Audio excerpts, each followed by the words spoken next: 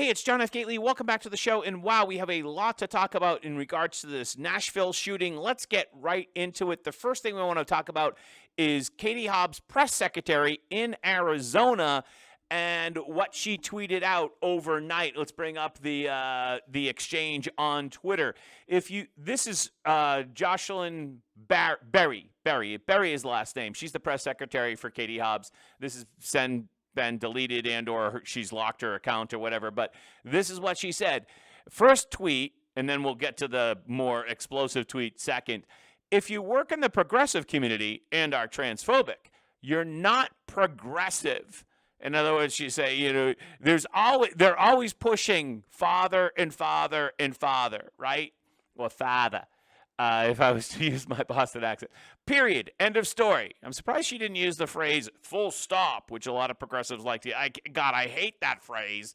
And if you're an idiot, by the way, if you use that phrase, do not use that phrase. It's hard to understand, but your bigotry is masquerading as feminism. So basically, if you're a woman and you don't want men to play in your sports league, you're a bigot, is basically what she's saying.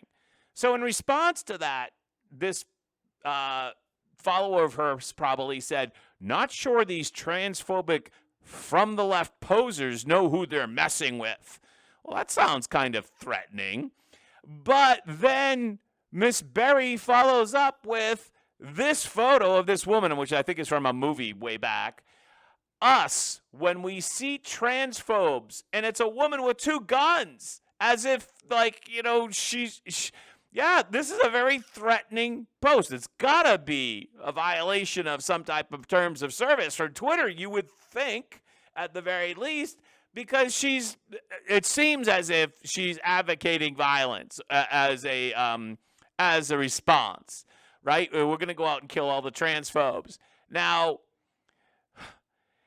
that is way over the line, right? That is completely and absolutely positively inappropriate. And this is what we talked about in yesterday's video about whether Tucker Carlson kind of identified or predicted the Nashville shooting by understanding that there are a lot of people on the left that are ginning up this, I think hysteria has been the word that's been used the most, amongst people who are transphobic and transphobic friendly, or curious or whatever you want to say, that they're under attack and physically under attack. And Tucker pointed out the NPR story that we featured in yesterday's video.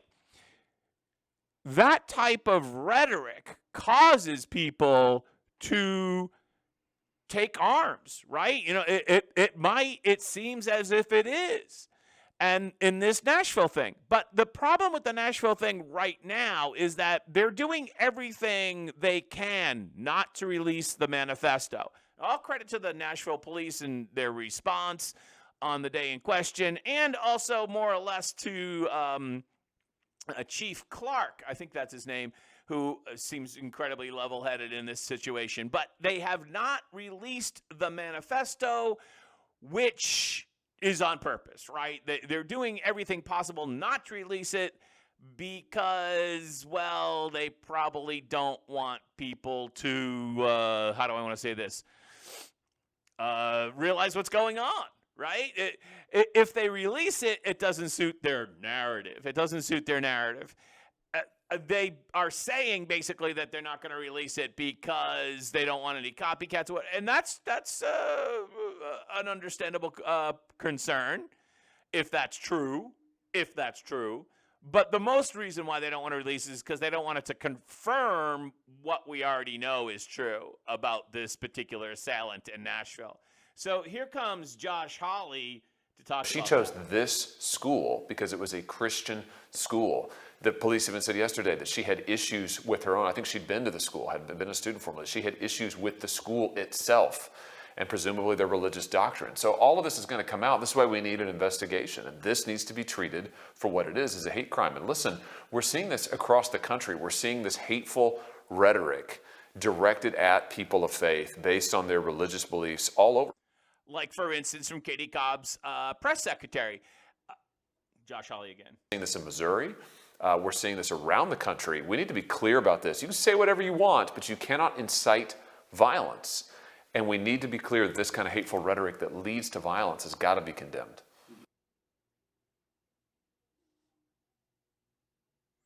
So then the question comes up, should this be considered a hate crime? And of course, there will be no prosecution because the assailant is dead. You know how I feel about hate crimes. I don't believe we should how do I want to say this? Criminalize thought. Never believed in criminalizing thought. When I first heard about this concept of a hate crime in the mid to late 90s, I was like, no, we don't criminalize thought. It's the action which we can criminalize. And certainly this was a horrific crime that was committed. But I don't like when I hear who I think are conservatives saying hate crime. It's a hate crime. Investigate. We should not be in favor of hate crimes. We should get rid of. We should not have hate crimes. We should prosecute actions, because when you prosecute hate crime, that's a very slippery slope as to what is considered a hate crime, right? So that's just my point of view. However, while we should not investigate it as a hate crime, we should definitely investigate it as a crime.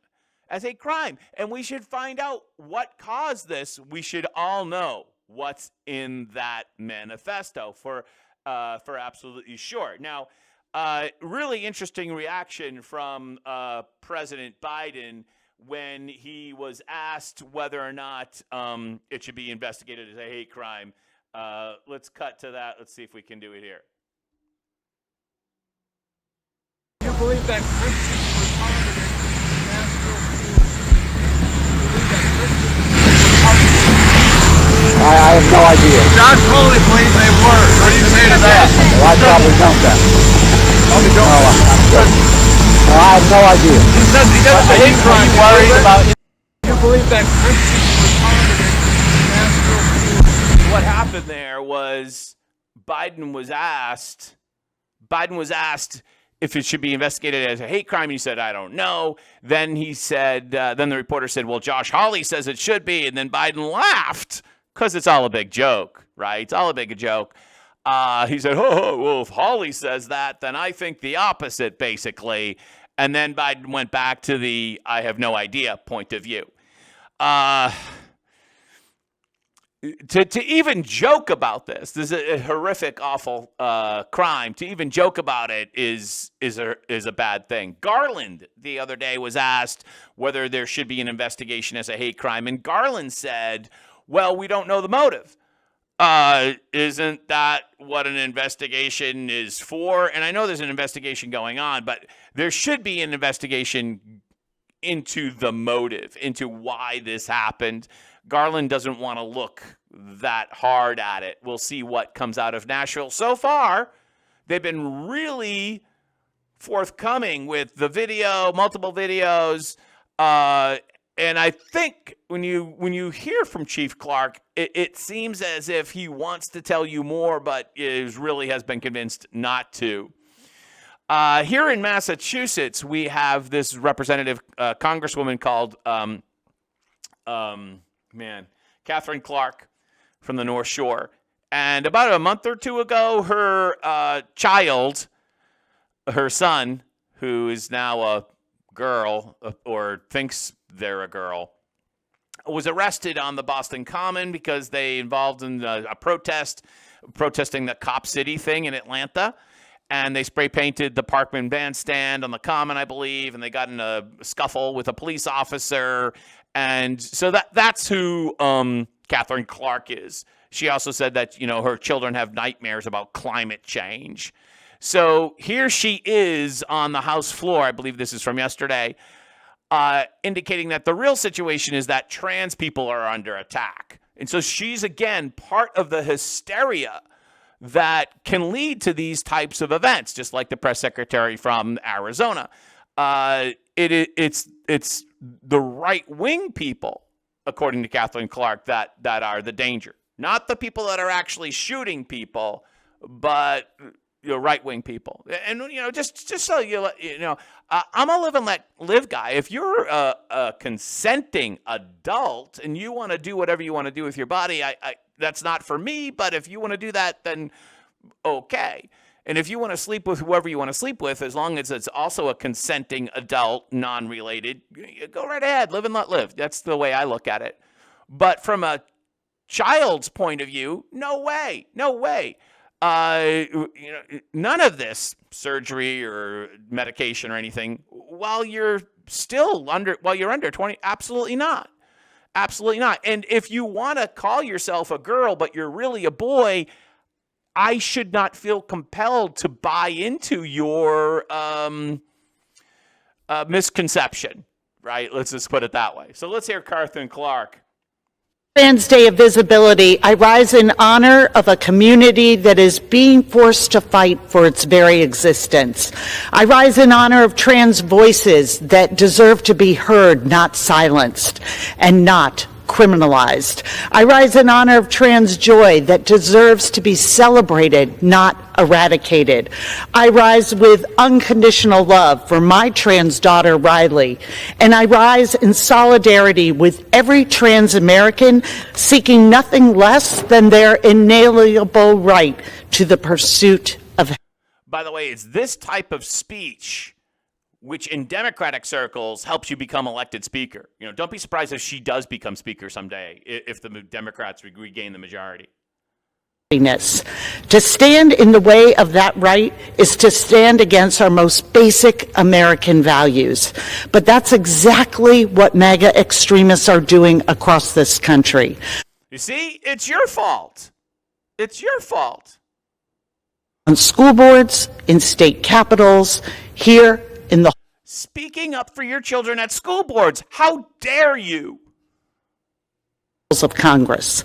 Elected officials are using their power to undermine the freedoms and human dignity of trans Americans. And they're waging an especially vicious crusade on our kids. It's a crusade. See the Bible language? Yeah. These attacks make me all the more grateful for the unconditional love that Mimi and Joe LeMay of Massachusetts have for their son, Jacob. Mimi and Joe have faced vitriol and cruelty from right-wing extremists. The thing is it's your fault. Your fault. It is your fault. They are the victims. You are at fault. Don't even consider the victims in Nashville. I mean, that's basically what Katherine Clark is saying. It's not important to her, the 6 people who died in Nashville, 3 kids and 3 adults. That's not important. What's important to her is pandering to this tiny little niche of the Democratic Party, far left base.